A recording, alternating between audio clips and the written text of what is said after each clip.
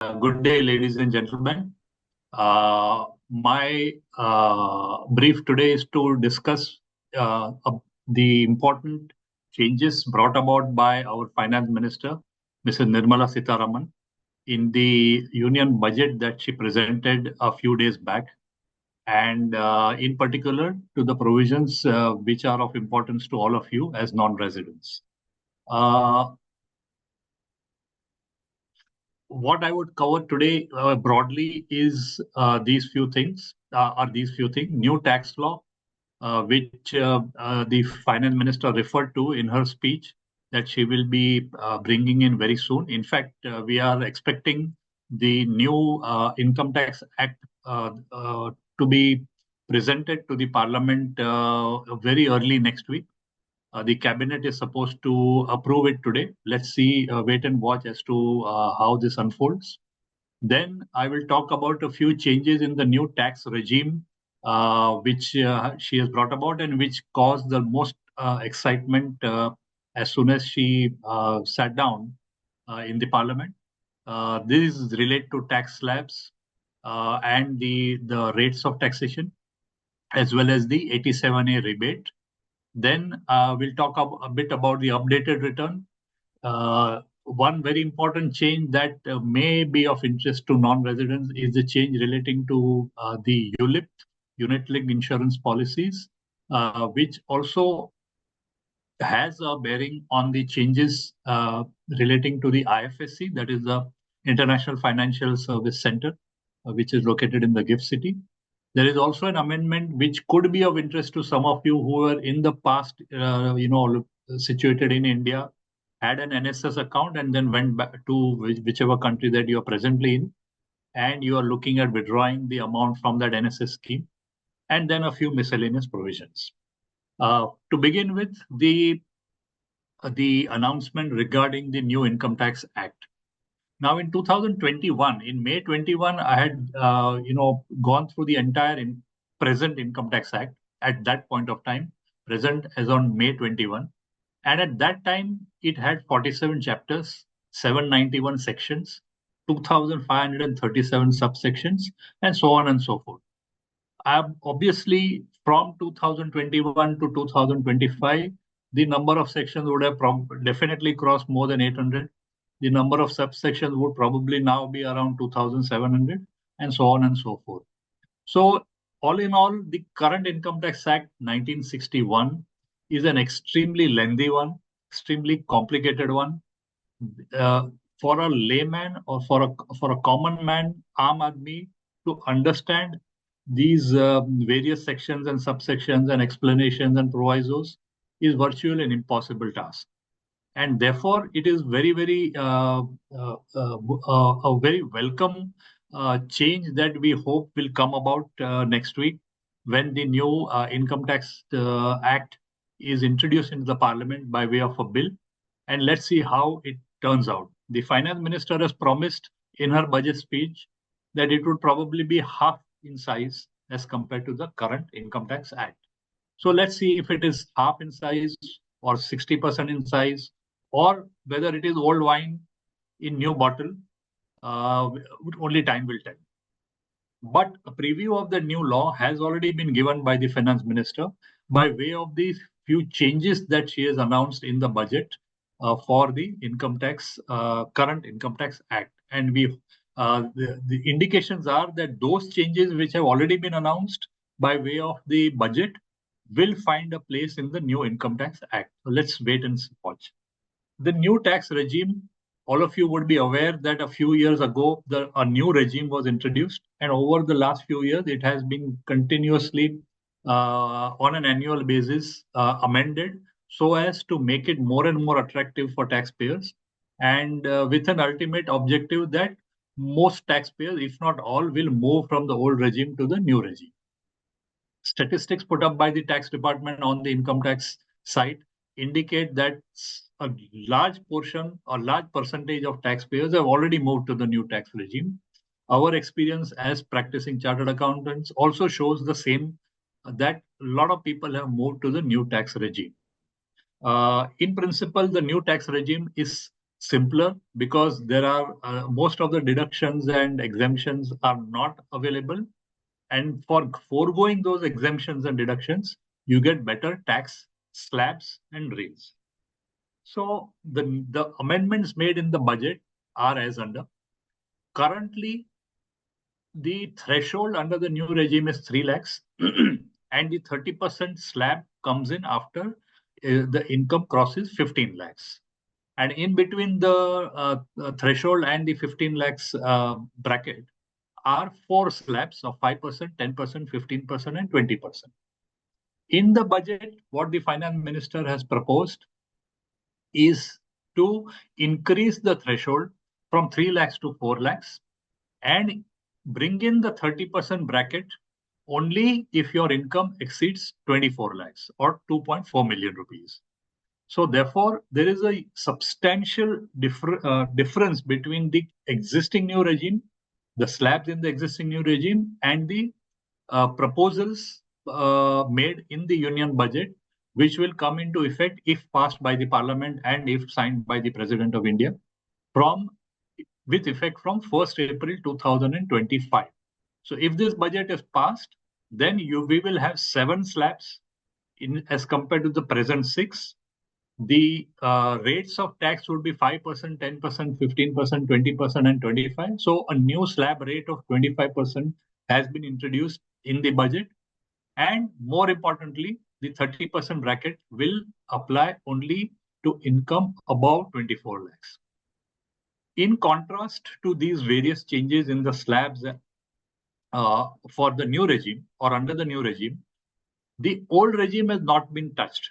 So under the old regime, as you may be aware, the threshold limit is 250,000 rupees. That continues, and the 30% bracket is invited once the taxable income exceeds 10 lakhs. So if you compare the current old regime and the proposed new regime, there's a veil of a difference. And in a lot of cases, we feel that people will move from the old regime to the new regime.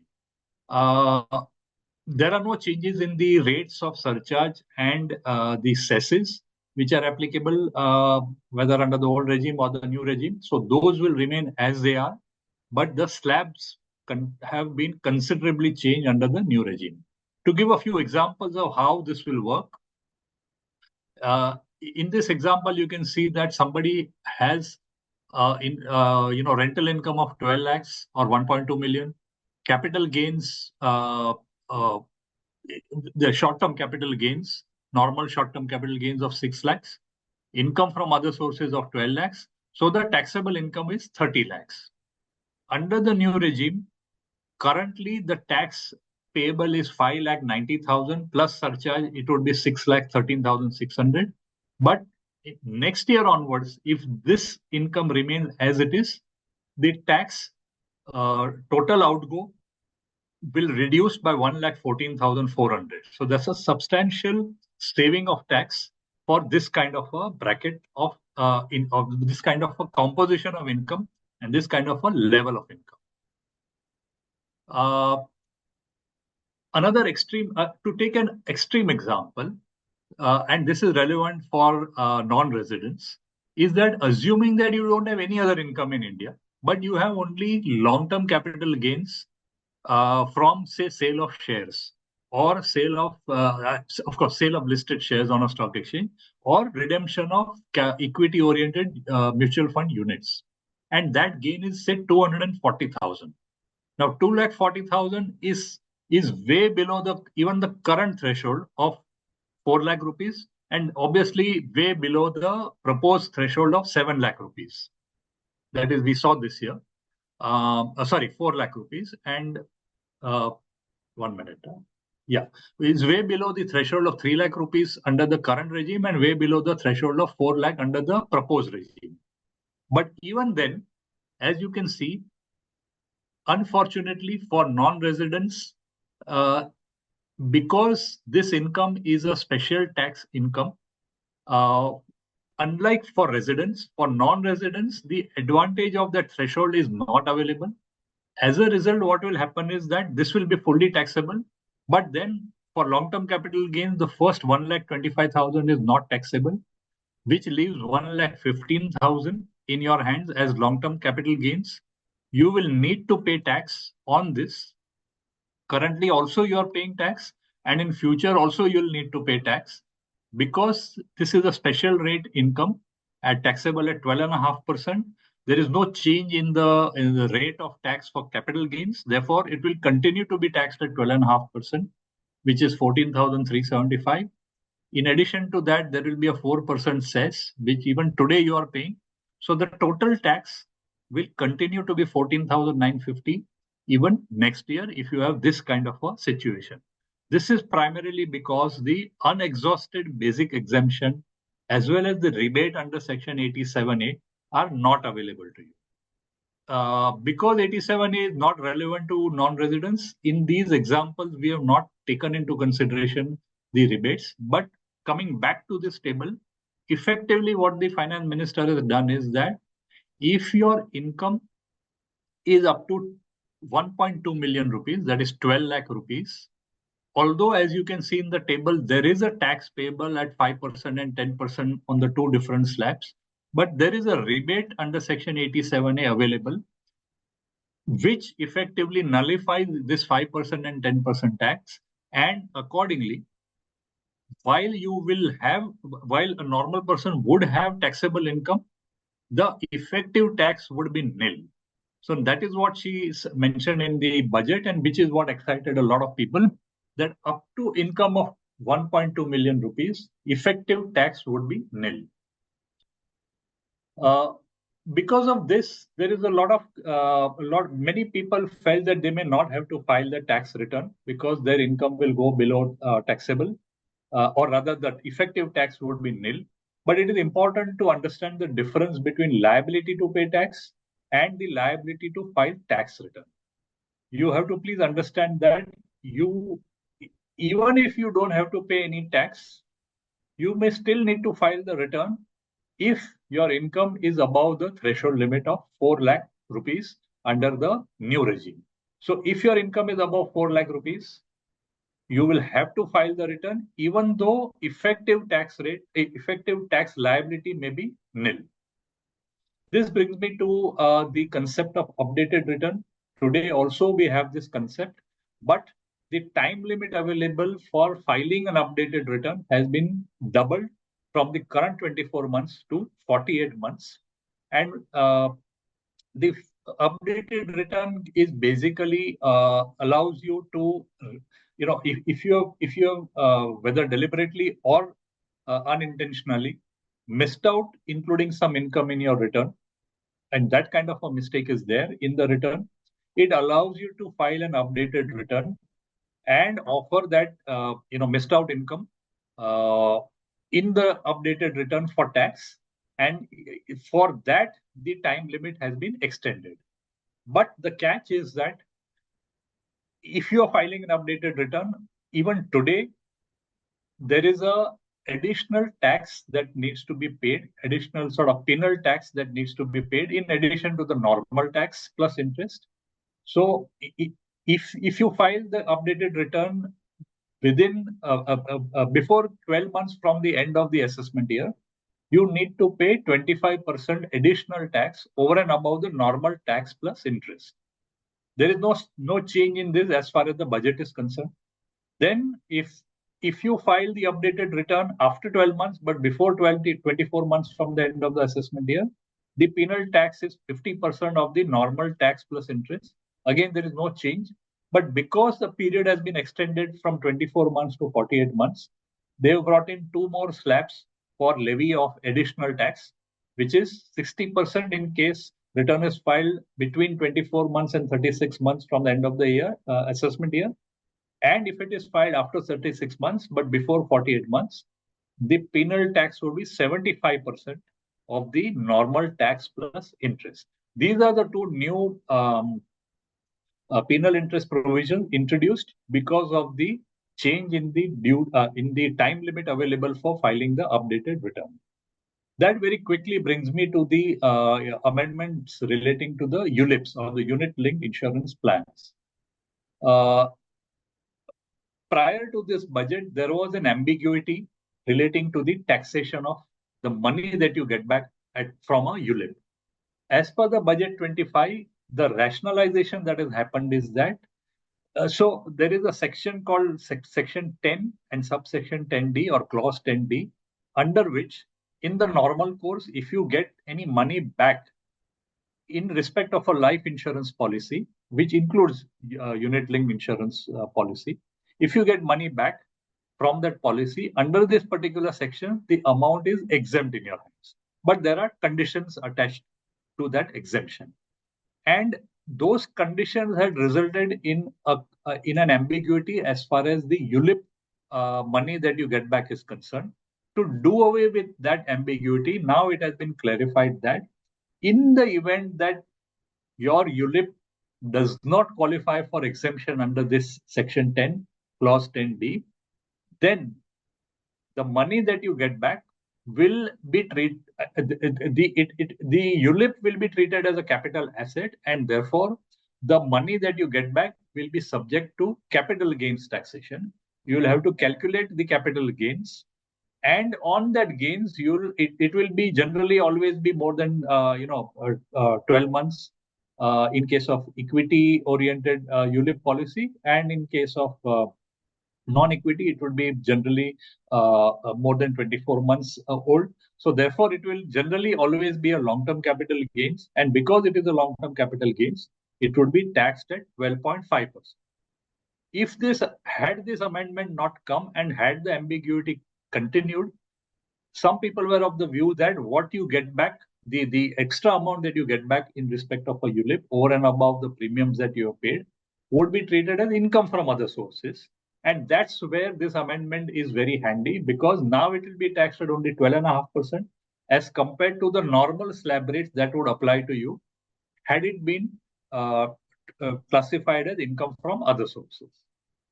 The amendment relating to National Savings Scheme, which I referred to earlier, is that you may be aware, if you have an NSS investment made long back, this was in the 90s, so where the amount was invested in a National Savings Scheme, then when you withdraw the amount, that whole amount, including the interest, is treated as income in your hands. That is the current position.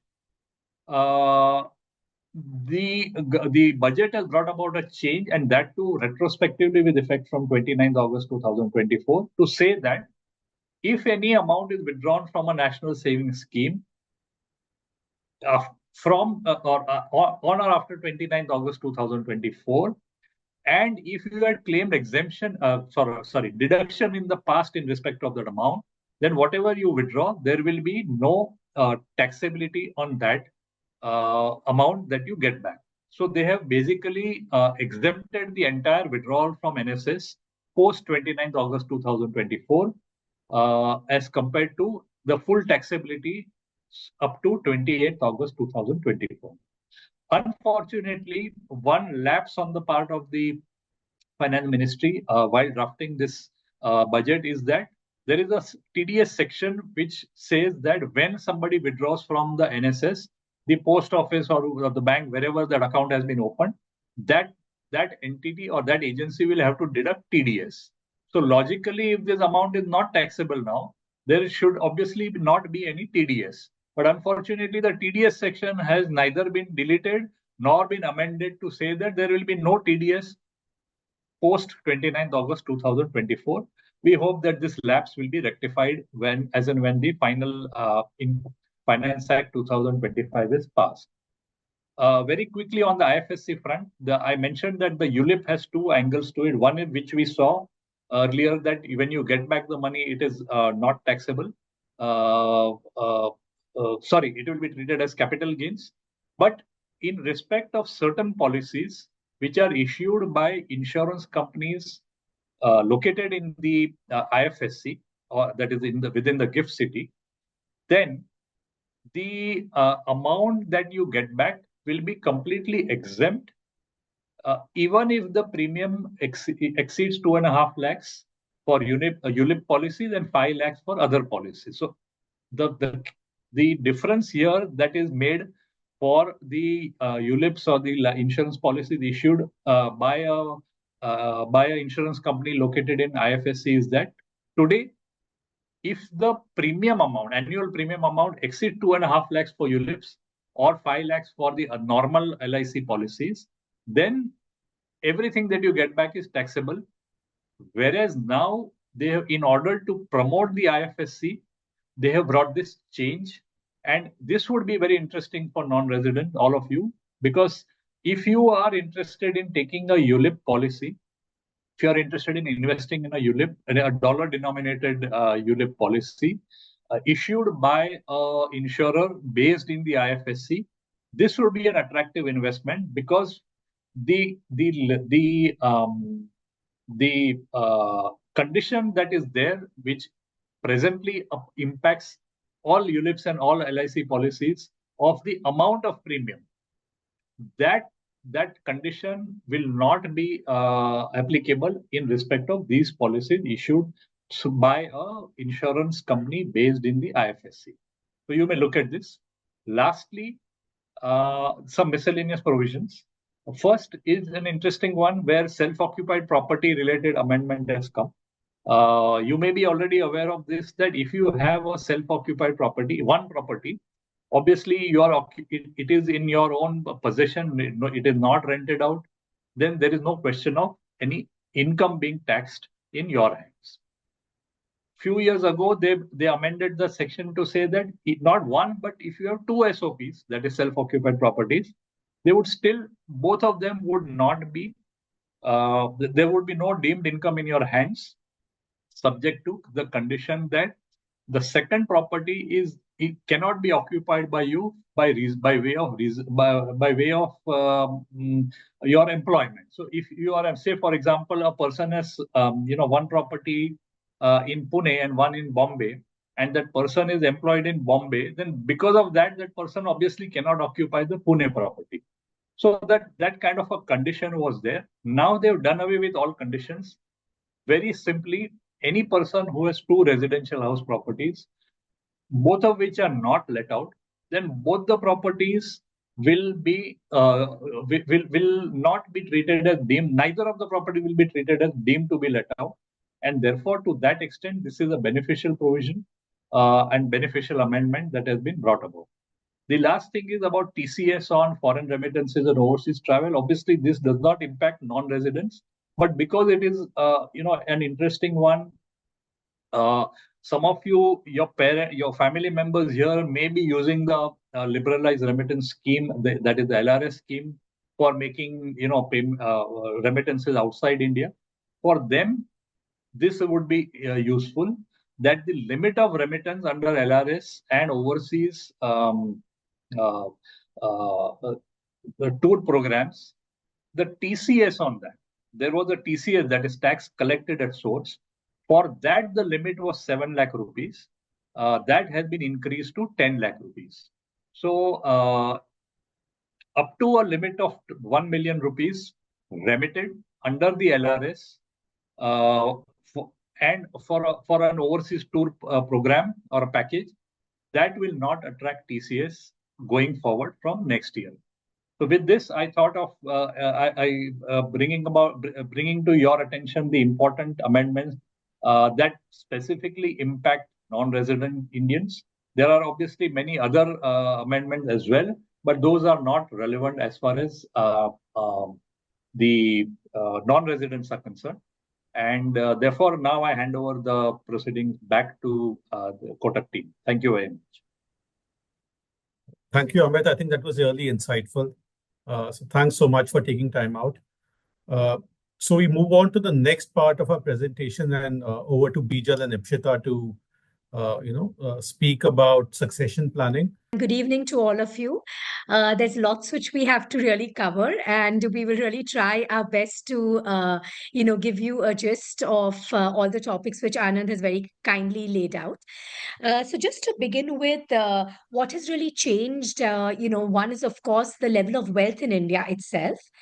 And to that extent, the amount of planning due to the foresight as to what has really happened to wealth, which has been inherited by non-residents from Indian families, as well as the wealth which a non-resident has inherited from another non-resident family vis-a-vis Indian assets.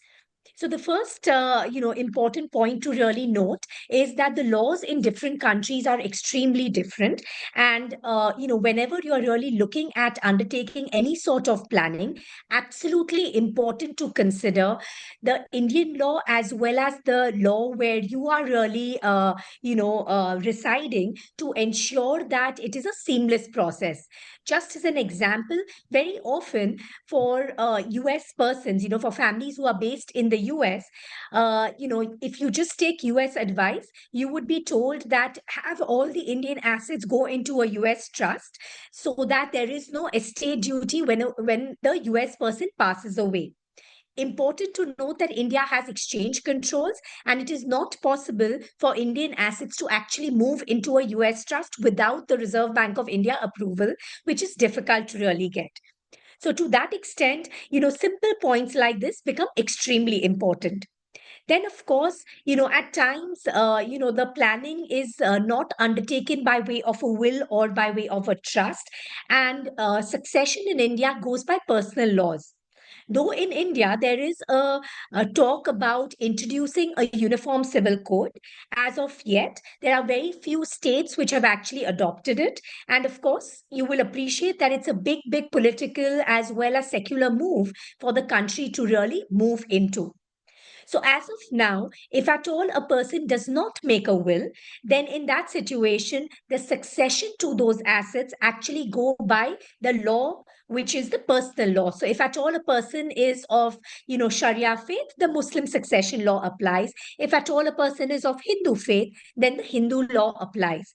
There is no concept that you can be an atheist. So, if you're born to that particular family, even if at all you have stopped really following that particular religion, to that extent, the personal law will apply to that.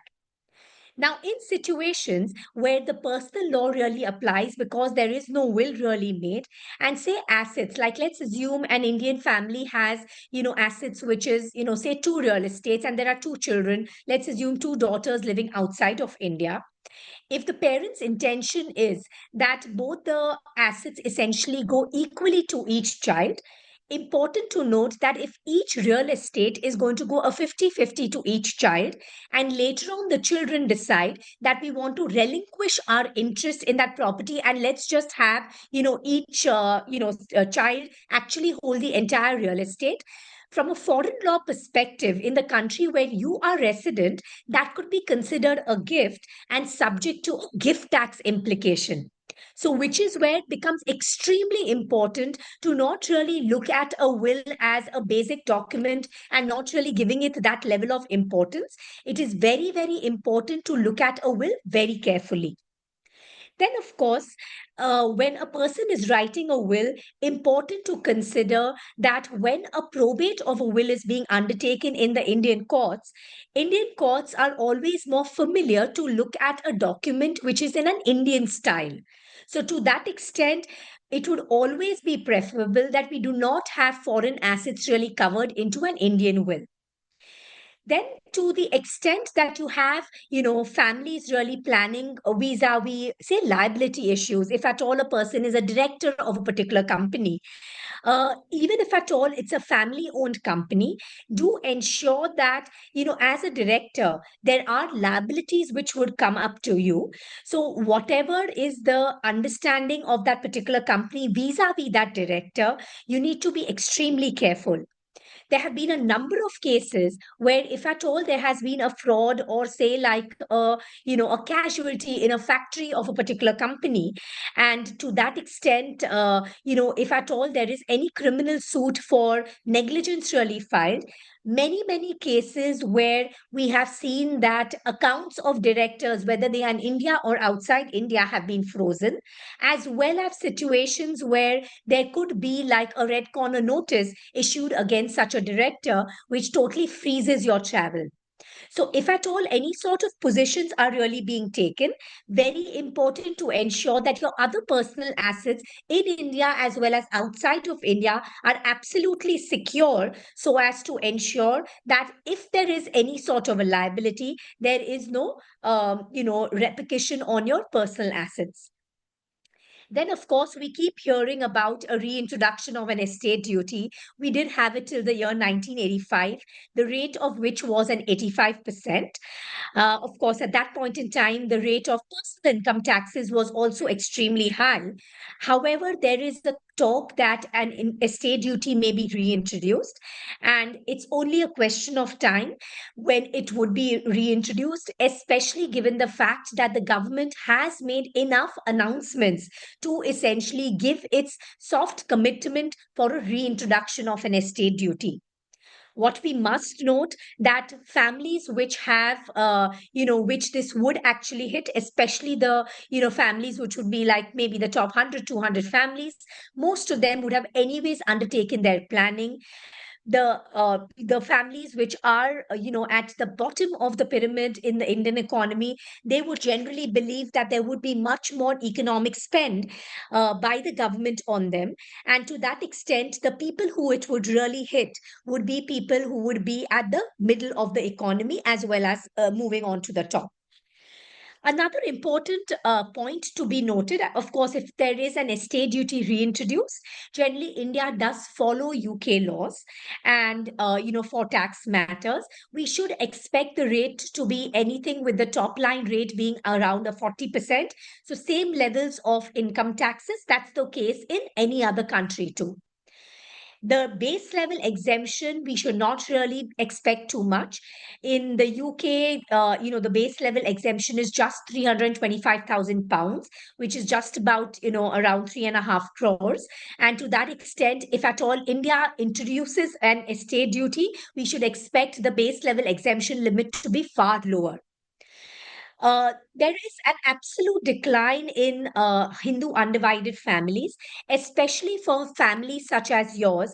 If you are a Karta or a member or a co-partner to an HUF, you do need to note that you may have a reporting obligation in your home country where you reside. That reporting obligation may actually have started from the time you are actually born and you become a resident of that particular country. A lot of families have considered actually winding up an HUF because of the drastic effects which the a co-partner has in a foreign country, not only from a reporting perspective, but also from the perspective of taxes.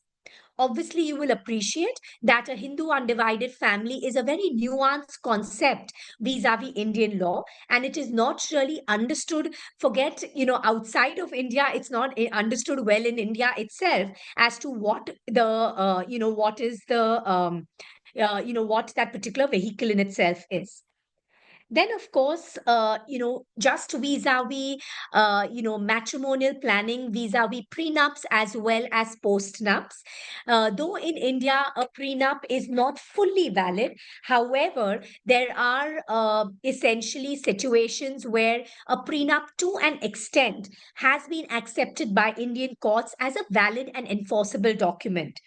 So, to the extent that there are, cross-border marriages or there are assets which, are significant for the family, do ensure that there are prenups executed as well as prenup trusts to ensure that any sort of matrimonial discord does not lead to a diminution of the assets.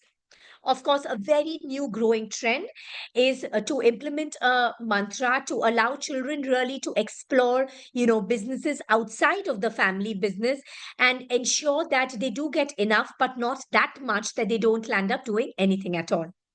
With this introduction, I would now request Ipshita to deep dive into wills as well as probates, a very, very interesting topic which we pay very little attention to, unfortunately. And of course, Ipshita will, provide our experience on certain of these matters. Over to you, Ipshita. Thank you so much, Bijal. Um, I hope I'm audible to all of you.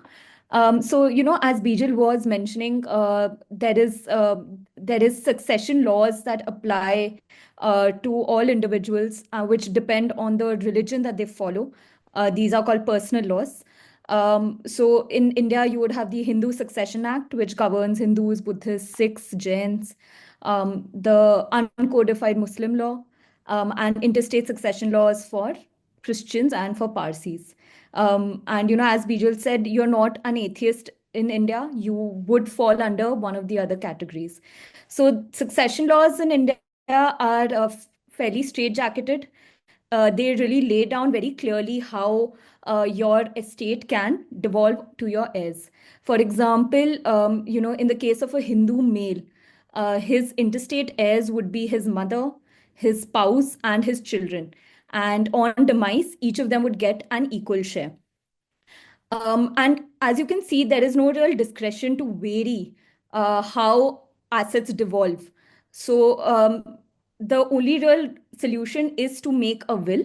And a will gives you the flexibility to decide how you want your assets to go after you, and to really decide which assets should go to which persons. Would you like it going in different shares? And who should bequeath, who should inherit in the first instance and thereafter. So a will is governed under the Indian Succession Act, which applies to all religions. It applies actually irrespective of which personal law you would fall under.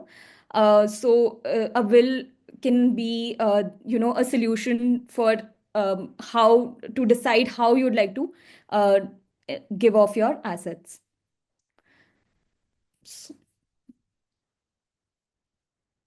So here I want to speak a little bit about the main parties involved in a will.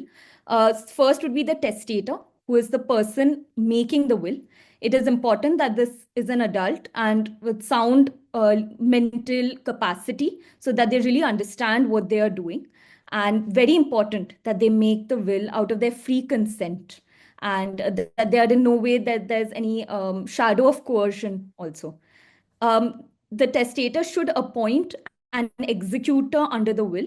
An executor is really the person who would carry out all the administrative activities after demise to ensure that the wishes of the testator are given effect to. So they would be the ones, taking custody of the assets, applying for probate if required, filing tax returns, etc. The legatees are those people who are inheriting under the will. They can be called beneficiaries or heirs. So a legatee can be anyone who you would like to give your property to. And we'll cover this in the next slide, but a legatee can be anyone who is capable of holding property. Another role that is important to dwell on is that you can appoint a guardian under your will. And a will is really the only place where you can provide for a guardian who will step in at a point in time when neither parent is alive. And because no guardianship laws in India provide for who will be a guardian after both parents are not there. So at that point, we have seen that if no guardian has been provided for, then it really becomes a kind of contest between varying parties who are concerned for their child. And then it becomes a lengthy court process. So it is best to provide for a guardian and even a backup guardian under both parents' wills.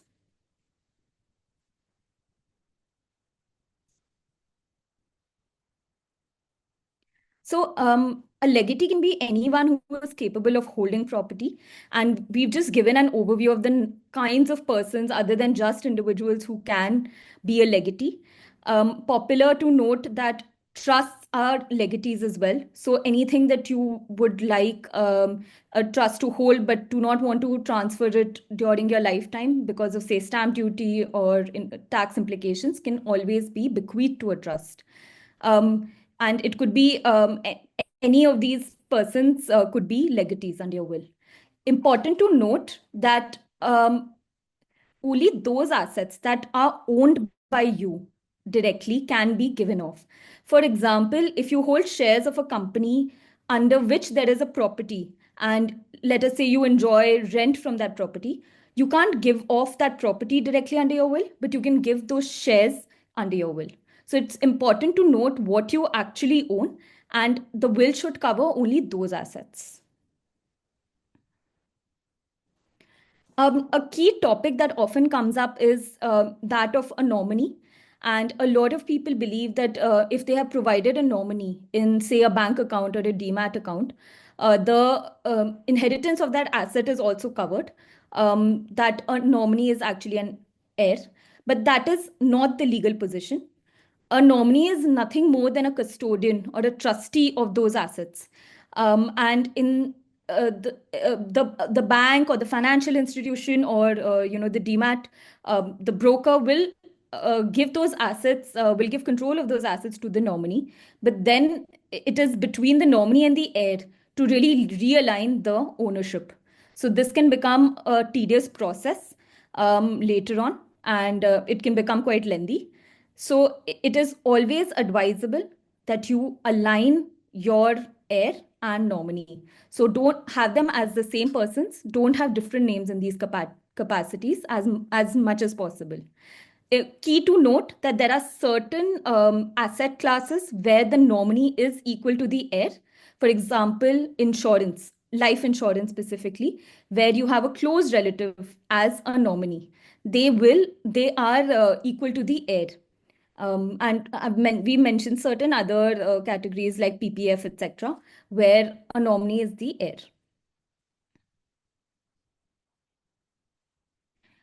It's while making your will, it's important to know if there are other owners, co-owners or joint owners who are holding that property alongside you.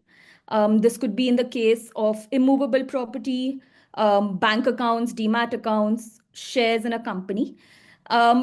Certain key points to note in these is that in case of immovable property, if two or more persons are holding property jointly, it is usually construed that they're holding it equally until and unless something else is mentioned in the conveyance document.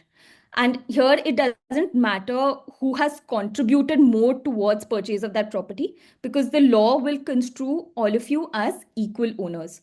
So it is good to factor this in while making your will, and know that that if you were to give it, either you want to maybe give it to the joint holder if it is a family member, or if you want to give your portion off, then there might be a situation where the joint holder is holding property alongside your heirs. Similarly, with shares in a company, the joint holder is not going to, joint holders, again, they are holding those shares equally. So the joint holder is not the automatic owner of those shares if the first joint holder were to pass. So it is not a situation where the surviving joint holder would get control over all the shares. So again, here it is important to align your joint holding with your heir. Either try to keep it the same, or perhaps consider how you can realign the ownership during your lifetime itself. In case of an HUF interest, as Bijal did mention, HUFs, while they used to be popular, perhaps they're declining in popularity. But key to note that if you are a co-partner in an HUF, you are allowed legally to bequeath your co-partnery interest under your will.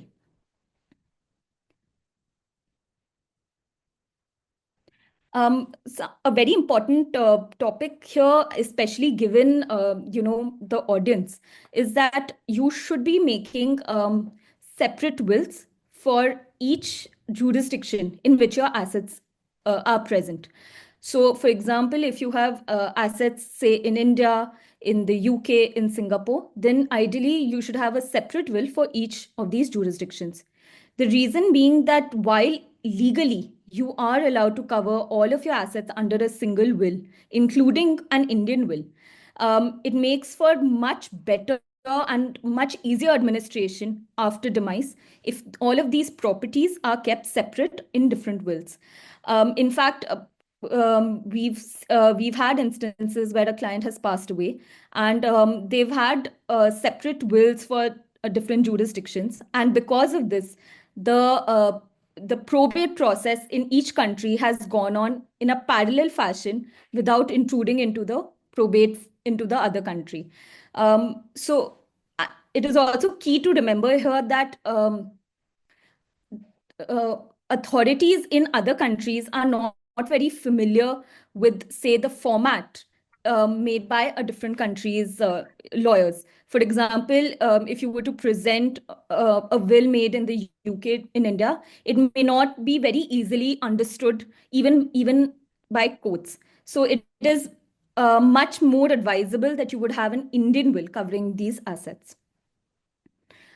Certain key tips are that it's always good to have an executor physically present in India.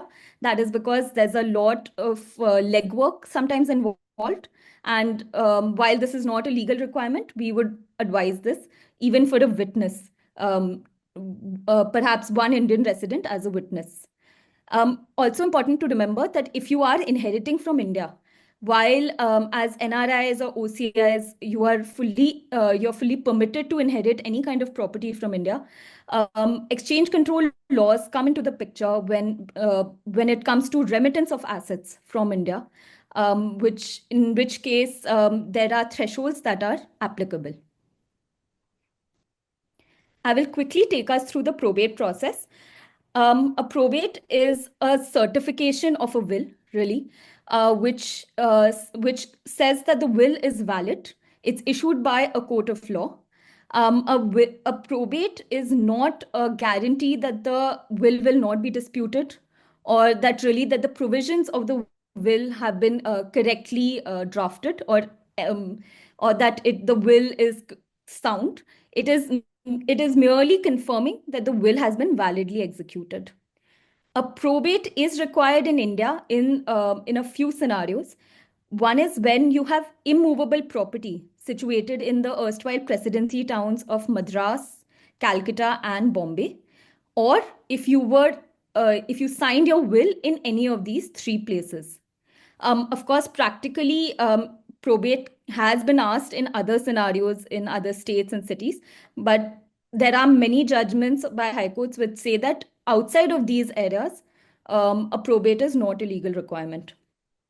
A probate really confirms the executor's position that they are allowed to administer the estate, and it can be applied only by an executor. If there is no executor under a will, or the executor has passed, then heirs must apply for something called letters of administration with the will annexed. Here, to avoid such a scenario as far as possible, we always advocate that you have more than one executor appointed and you have a backup executor as well.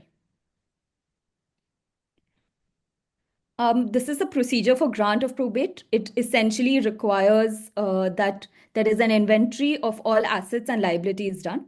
And of course, affidavits are required from legal heirs, stating that, and this would be all legal heirs of the deceased, stating that they have no objection to the grant of probate.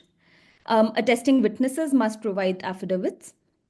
And of course, there would be a wakalatnama where an advocate or lawyer is being authorized to act for the client. Key to note how and in what circumstances a will could really be challenged. A will can be challenged by saying that the testator who made this will did not make this will either out of his free consent, was coerced, was under undue influence, or that this will really is not of this testator's.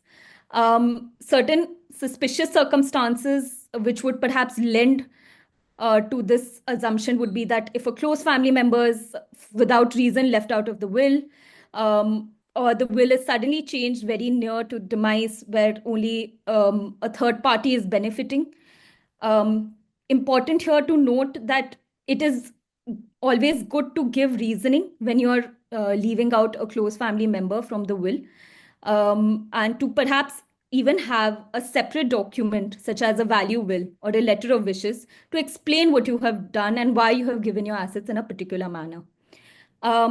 Important to note that the will should be signed in the presence of two witnesses who should be able to confirm that they saw the testator sign this witness, sign the will. Just a few last tips on mitigating disputes. It's a good idea to revisit your will after any major life events, such as a marriage, birth, any demise in the family, or any significant asset acquisitions. You should clearly describe the bequest and the person to whom you're giving it. We should avoid any kind of ambiguity in the will because that could lead to multiple interpretations. Key to select witnesses who are younger to you and could be relied upon to provide evidence in case there is any dispute, but avoid anyone who is not independent or biased. With that, I will ask Bijal to take us through the trust section and also a section specific to NRIs. So Bijal, over to you. Thank you. Thank you so much, Ipshita. That was really very helpful. Just, 3 points which I would like to just add on to, what Ipshita spoke about. That, India and the UK have an estate duty treaty under which if a person is a resident of the UK but chooses to be considered of Indian domicile, then in that situation, such a person would on demise not be subjected to a UK inheritance tax on assets outside of the UK. So do consider if a Indian opinion may be required for you to take the benefits of the India UK estate duty treaty. Just recently in the non-dom rules which were announced, the honorable finance minister in the UK has actually provided credence to say that these estate duty treaties will actually continue to be applied for. Another important point which you must note that in India, we do not really have a lasting power of attorney which is available for financial matters in the UK, US, as well as many other countries. And to that extent, if a person loses capacity, such an asset cannot be dealt with by any of the heirs, even if at all a power of attorney has been given, previously.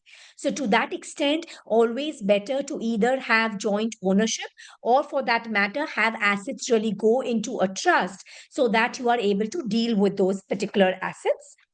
In India, now we do have a concept of a living will, wherein a power of attorney can be given vis-a-vis health matters, to a particular close family member to take decisions vis-a-vis life support, etc. So that's an important point which can be considered. Last but not the least, vis-a-vis wills, is that if there are young children who are inheritors under a will or under intestate laws, and when I say young children, I'm talking about a minor below the age of 18, you must note that under Indian law, the assets which are going to go to a young heir or a minor essentially need to be deposited in the court by way of a surety, and they cannot be transmission to a minor child. And only when the minor child becomes a major, the courts will release the asset in favor of that particular young adult. So important, if at all there are young heirs, either you have the asset only go to them directly if they are adults, or in the alternative, if at all you do want to segregate the assets for the young heir, do consider a trust structure. Just moving on to the trusts per se. Trusts in India are, a very, very old construct wherein, it's a similar common law trust structure. Ipshita, if you can just move to the next slide, please. it's a common law trust structure of 1882, and you have a settler beneficiary as well as a trustee. And to that extent, a very well recognized tool for succession planning. We've seen a number of families really creating structures. And of course, the Kotak Wealth team has created many, many helping families to really provide for a seamless succession. Some of the personal drivers which we have seen for trust structures is one, of course, prenup trust, especially to ensure that any sort of a matrimonial dispute does not really lead to a diminution of the family wealth, especially for persons and families living outside of India. If there are assets in that particular person's name, in international jurisdictions, in most situations, assets get divided in equal proportion between husband and wife. And to that extent, even assets which are in India would actually be considered as a part of the alimony settlement. It's always better to have spousal trusts really created just from a succession perspective, because God forbid if the settlor passes away and the trust has been created with, let's assume a husband creates it with wife as a trustee, wife and children as a beneficiary. If the husband passes away, then or rather, sorry, if the wife passes away, then the husband really has settled those assets and has no recourse to those assets, and they've just really transitioned to the children itself. So always better to have spousal trust to ensure that both the spouses are taken care of in their lifetime. Again, if there are special members in the family, or for that matter, there are minor children, then in that situation, a trust structure works extremely well. Finally, if at all we are concerned about inheritance tax, not only in India, but also in a foreign country, then to that extent, having assets move into a trust structure in India does really provide a lot of benefits. There could be a situation where the beneficiaries to an Indian trust are actually US persons, UK persons. Do ensure that we have taken proper legal advice in those countries to ensure that we are not really leading to any negative tax implications like throwback taxes, etc., for, say, US persons, or for that matter, settler interested trust if we are looking at UK persons as beneficiaries. Of course, if at all a non-resident Indian who's a beneficiary is living in a civil law country, we must note that civil law countries do not recognize trust structures, and it could lead to absolutely negative tax implications on any distributions from trust. So very important to consider the legal and tax advice in both countries prior to the formation of such a structure. Moving on, Ipshita, next slide, please. Yeah, so if we're looking at structures vis-a-vis matrimonial discord and asset protection trust, one is, of course, in India there is no concept of community of property, which essentially means that assets which are held by husband and wife are not considered as equally held as you have in foreign countries like the US and the UK.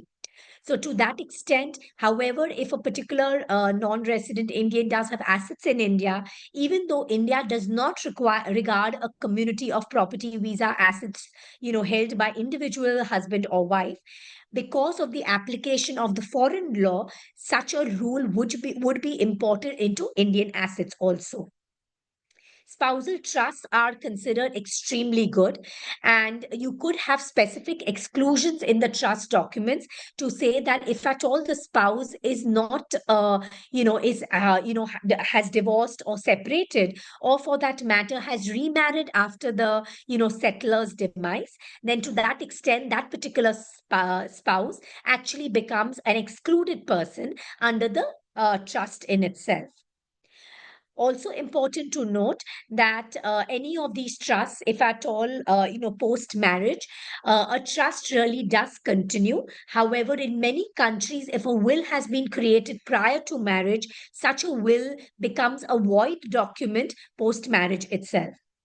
Then, of course, Vis-a-vis children, very important to consider that any asset moving under a will can be highly detrimental from a family perspective. And to that extent, a trust is a very safe vehicle to really have when you're looking at young children, either, to plan vis-a-vis their guardianship. You can have a separate guardian for person as a separate guardian for property, depending on who is the best suited for a particular, child in itself. Moving on to the next slide. Yes, we've already gone into the estate duty reintroduction. And of course, a trust, if planned well in advance of an estate duty reintroduction, can essentially be set up today in India in a tax-free manner without the anti-abuse provisions really applying. So to that extent, if there are assets in India, you should not be waiting. You should consider a clear transmission of those assets, whether it's a combination of a will, a trust, a family settlement, etc. Very, very important to consider the same. We can move to the next. Yeah. Now, what are really the benefits of the trust? One is, of course, it's a very smooth succession and a transition of those assets in lifetime. You're not really worried about a will being contested, the probate proceedings taking very long. And we've often seen situations where you do have NRIs as beneficiaries under a will. They do find it very difficult to deal with the Indian court process. And to that extent, if there is a trust really created, it may actually insulate not only from an overseas estate duty, but also take away the administrative hassle of managing a probate proceeding. There could be extremely strong governance mechanisms put up in a trust structure. As we mentioned, vis-a-vis spouse, you could have a situation where the spouse falls away from being a beneficiary or a trustee in a case of remarriage or in a case of, divorce or separation. And we have seen structures where even if at all a family court was to look at a trust with such a provision, the family courts have actually given credence to such a provision, such provisions provided in the deed. It does provide a lot of financial stability to the family by ensuring that personal wealth is taken care of. And God forbid, especially we have seen the uncertainty as well as insecurity that family members faced post COVID, when young family members passed away who were absolutely in the know of the assets, and when their family had no clue, the amount of broken families as well as broken businesses which we actually saw was extremely sad. So to that extent, having that plan vis-a-vis the trust structures sometimes allows you to have a very smooth governance mechanism actually set up. Also, another benefit would be the flexibility of distributions as well as asset protection. There is a very limited role which courts really play in trust. And, a trust is really a document where it's as good as you writing the law as to what you would like it to be. Then, of course, important to note, you cannot have arbitration provisions in a trust document, but you can have some dispute resolution mechanisms like a mediation or, a specific way in which a dispute can be settled, if at all there is such in a trust structure.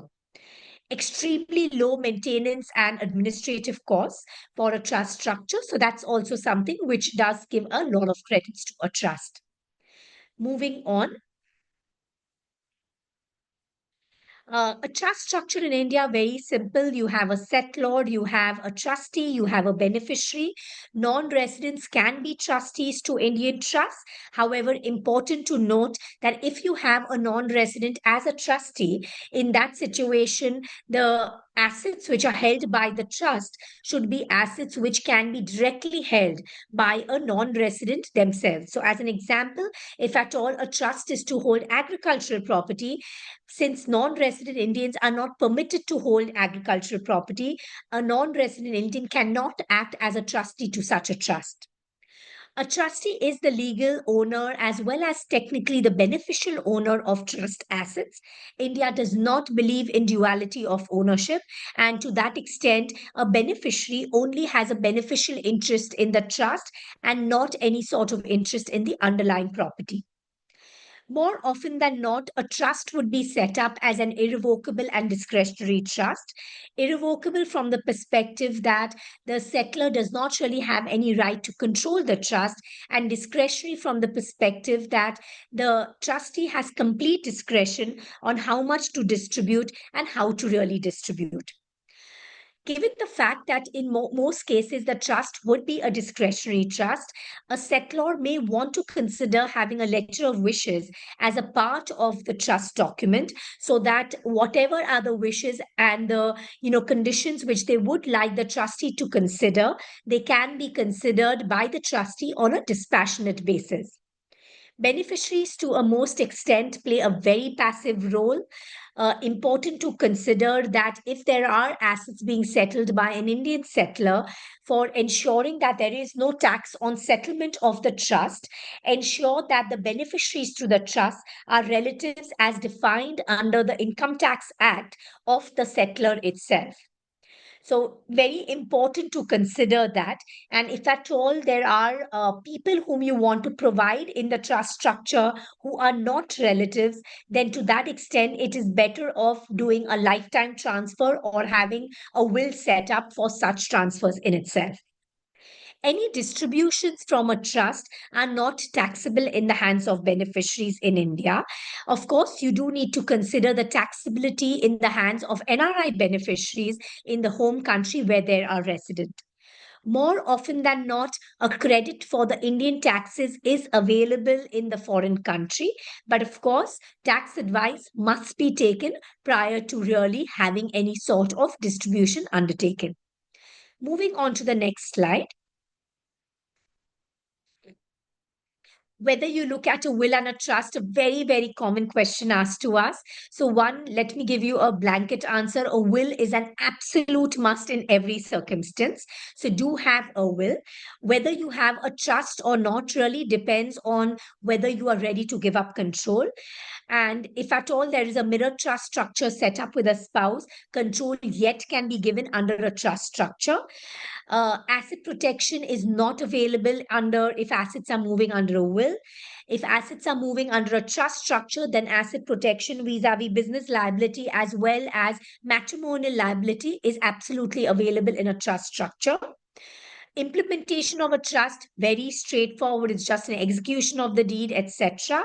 Of course, there may be regulatory intervention if at all we have an NBFC or listed shares, which is promoter holding, moving into a trust structure.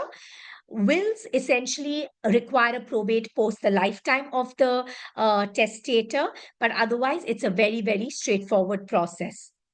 Confidentiality is totally maintained in both a will as well as a trust. Wills and trusts are not public documents, and to that extent, a search in the registry at the sub-registrar of assurances does not really give out that document from a legal perspective.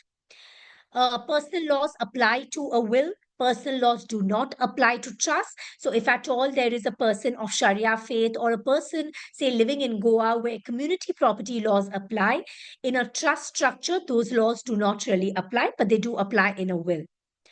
Very flexible document. A will is very easy to make. Most difficult, I would say, document to really enforce.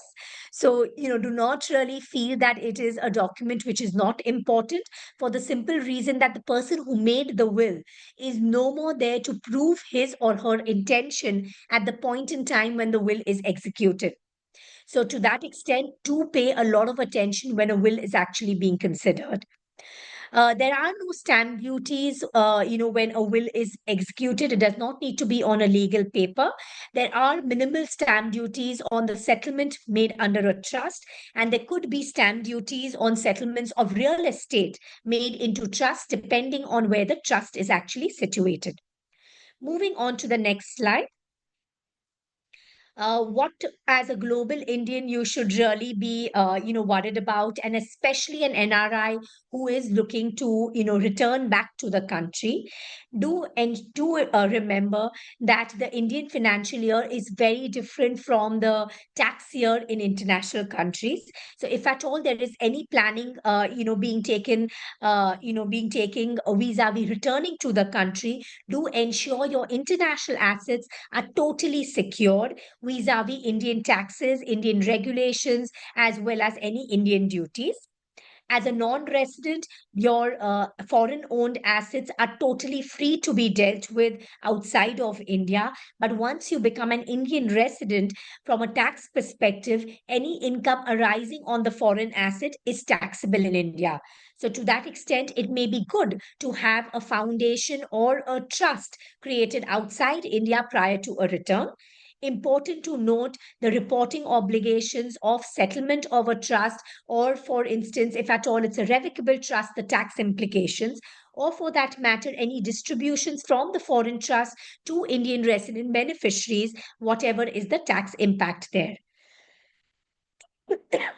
There are a lot of sophisticated financial instruments like, insurance policies, etc., which can be taken, a VCC investment outside of India, which can be undertaken, as well as, certain universal life policies, which can be taken, which do become extremely tax efficient. Again, you must review directorship.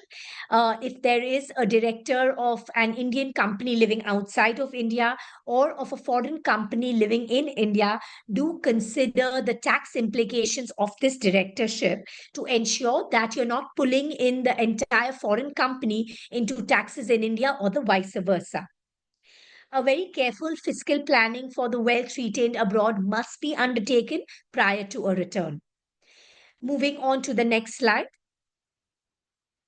If you're looking at an outward migration from India, or any family member of yours is looking at an outward migration, do ensure that there are enough assets in that particular individual's name so that they can take the benefit of the exchange controls, allowing for $1 million of a remittance per year.